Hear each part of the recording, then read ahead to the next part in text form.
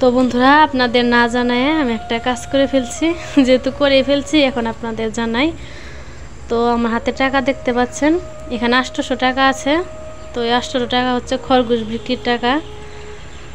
তো আজকে 6টা খরগোশকে বিক্রি করে দিছি। এখন আর 4টা খরগোশ আছে, মানে বড় 4টা আছে আর ছোট বাচ্চা 6টারে বিক্রি করে দিছি। তো 6টা খরগোশ 800 টাকায় বিক্রি করা হয়েছে। তো আসলে বন্ধু, আমার বিক্রি করতে মন চায় না, অনেক খারাপ লাগছে, কিন্তু ঘাস তুলতে পারি না। আবার নতুন করে যদি বাচ্চা দেয় তখন দেখা যায় দুষ্টামি করব, মারামারি করব, আবার হাড়ির মধ্যে যায় ছুটাছুটি করে, আর ঘাস তুলতে পারি না। মনে হয় ওদের পেট ভরাতে পারি না, খাবারের কষ্ট হয়, যার কারণে বিক্রি করে দিছি। অনেক খারাপ লাগছে, বিক্রি করতে মন চায় নাই, কিন্তু মায়া করে তো লাভ নাই। এখন উপরওয়ালা যদি চায় তাহলে এদের থেকে আবার বাচ্চা হবে। তো বন্ধুরা, এদের মধ্যে থেকেও মানে প্রেগনেন্ট খরগোশ আছে, যদি আমি ভালো করে বুঝি না, তবে দেখে ভারী বুড়ি মনে হয় যে প্রেগনেন্ট।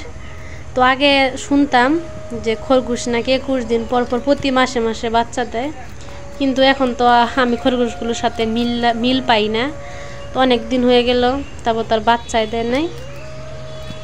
তো জানি না, শখ করে পালি, ভালো লাগে, কষ্ট করে ঘাস তুলে আনে খাওয়াই। তারপর অনেক সময় দেখা যায় যে ভাত কম থাকে, নিজে এক মুঠ ভাত কম খেয়ে এদেরকে মাইখা খাওয়া দিই। তো এটা একটা ভালো লাগা, তবে ভালো লাগার মধ্যে এটা পরিশ্রম করতে হয়, কষ্ট আছে। 3টা মেয়ে আর একটা ছেলে খরগোশ থাকলো।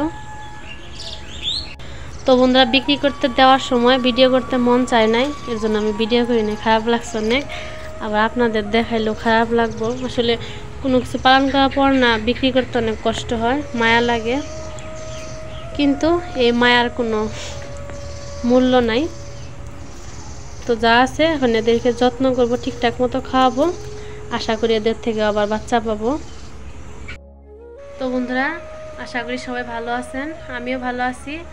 তবে ইদানিং কাজের ব্যস্ততা একটু বেশি, যার কারণে কয়েকদিন ধরে আপনাদের সাথে কোনো ভিডিও শেয়ার করতে পারি না। তো ভাবলাম আমার কাজগুলো আর মনের কথাগুলো আপনাদের সাথে ভিডিও আকারে শেয়ার করি। তো বন্ধুরা, এখন তাড়াতাড়ি করে পুরান বাড়ির থেকে নতুন বাড়ি আসলাম। তো কয়েকদিন ধরে নতুন বাড়ি পুরাতন বাড়ি 2 বাড়ি কাজের দৌড়াদৌড়ির মধ্যে আছি। তো এখন 6:30 বাজে, প্রায় সন্ধ্যা হয়ে গেছে। তো 7টা বাজে হিরো আবার এক জায়গায় যাবে, তো আধা ঘন্টার মধ্যে তাড়াতাড়ি করে মুরগি কাজ করতে হবে। তো এখন মুরগিগুলোকে খাবার দিব আর জল দিব। তো আজকে মুরগিগুলোর বয়স 11 দিন। তো আজকে মুরগির জায়গাটা বড় করে দেওয়া হয়েছে, মানে চাঙের উপরে ছাড়িয়ে দিয়েছে, যে মাচালের উপর। এখন বিক্রির আগ পর্যন্ত এই মাচালের মধ্যেই থাকবে, আর মলগুলো সব এই যে চাঙের যে ফাঁকা আছে এগুলো দিয়ে পুকুরে পড়ে যাবে। তো বন্ধুরা, এই মুরগিগুলো দেশি মুরগির মতো করে পালন করা যায় না, আর দেশি মুরগির মতো 5-10টা পালন করা যাবে না। এগুলো খামারি পর্যায়ে, মানে খামারি হয়ে এগুলো পালন করতে হয়। তো এদের জীবনধারা আর দেশি মুরগির জীবনধারা আলাদা। এদের খাবার, ওষুধপত্র, মেডিসিন, যার কারণে দেখা যায় যে 1 মাসের মধ্যেই এরা অনেক বড় হয়ে যায়, বিক্রির উপযোগী হয়ে যায়। মানে দেশি মুরগি আর এদের জীবন মানে আলাদা আলাদা। তো ঠিক আছে, তাড়াতাড়ি করে কাজ করি, আবার সন্ধ্যা হয়ে যাবে। তো বন্ধুরা, তাড়াতাড়ি করে মুরগির কাজ শেষ করে এখন এসে দোকানে বসছি।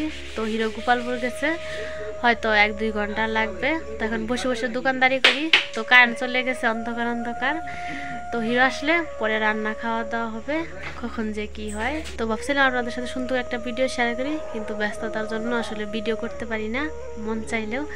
আর ইদানিং এত বেশি কাজের তাড়াহুড়ার মধ্যে আছি, ভিডিও করার মতো এনার্জিও পাই না। আর ভিডিওতে যে ভিউ দেখি তা দেখে মন একবারে শেষ হয়ে যায়।